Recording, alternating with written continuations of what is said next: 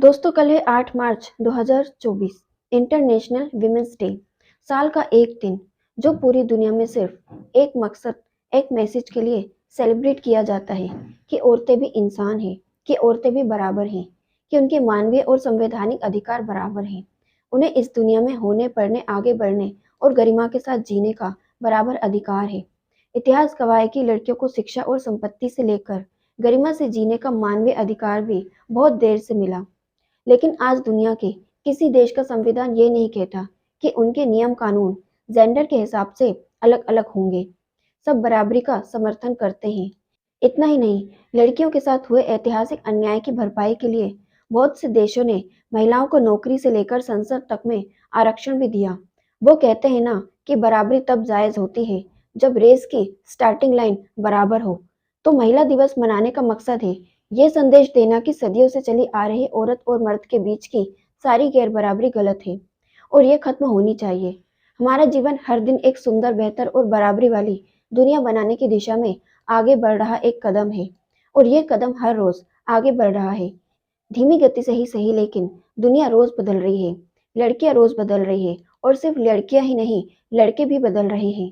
आज के महज 26 साल पहले इंडियन आर्मी ने एक महिला को नौकरी से सिर्फ इसलिए बर्खास्त कर दिया था क्योंकि उसने शादी कर ली थी। उसका नाम था Selina Joan. Selina Indian army में नर्स थी। जब उन्होंने नौकरी ज्वाइन की तब वो अविवाहित थी। नौकरी में कुछ साल रहने के बाद उन्होंने आर्मी के ही एक अफसर से विवाह किया और आर्मी ने उन्हें यह कहकर नौकरी से निकाल दिया कि विवाह के बाद महिला अपनी नौकरी की जिम्मेदारियां ठीक से नहीं निभा सकती। कितनी अजीब सी बात है ना। किसी भी शादीशुदा आदमी को नौकरी से ये कहकर नहीं निकाला जाता कि शादी के बाद वो नौकरी करने के लायक नहीं रहा। सेलिना ने 26 साल इंडियन आर्मी के खिलाफ कोर्ट में लड़ाई लड़ी और पिछले महीने ही उस केस का फैसला आया। अपने फैसले में सुप्रीम कोर्ट ने कहा कि एक महिला को नौकरी से इसलिए निकाल देना क्योंकि उसने शादी कर ली है, ना सिर्फ पेट्रियार्कल है बल्कि एक महिला के मानवीय सम्मान और गरिमा के खिलाफ है। हमारा कानून इसकी इजाजत नहीं दे सकता। हम यह कैसे कह सकते हैं कि विवाह के बाद महिला अपनी प्रोफेशनल जिम्मेदारियां निभाने के योग्य नहीं है। लेकिन सोचकर देखिए, आज से 26 साल पहले इस देश में यह हो सकता था कि शादी करने के लिए किसी महिला को नौकरी से निकाल दिया जाए या नौकरी देने से पहले उससे इस तरह के सवाल पूछे जाएं कि वे शादीशुदा तो नहीं है या उसका शादी करने का इरादा तो नहीं है। लेकिन आज ये नहीं हो सकता। इसका मतलब ये नहीं कि अब पितृसत्ता की पूरी तरह खत्म हो गई है। भेदभाव जड़ से खत्म हो गया है, लेकिन हर दिन इसे खत्म करने की दिशा में हम एक छोटा सा कदम जरूर बढ़ा रहे हैं। आप सब लोग जो इस वक्त इस वीडियो को देख रहे हैं, सुन रहे हैं, इससे सहमत हैं, अपने जीवन की लड़कियों की आजादी और बराबरी के साथ हैं। आप सब वो छोटे छोटे कदम रोज उठा रहे हैं जिससे ये दुनिया थोड़ी और बेहतर हो रही है।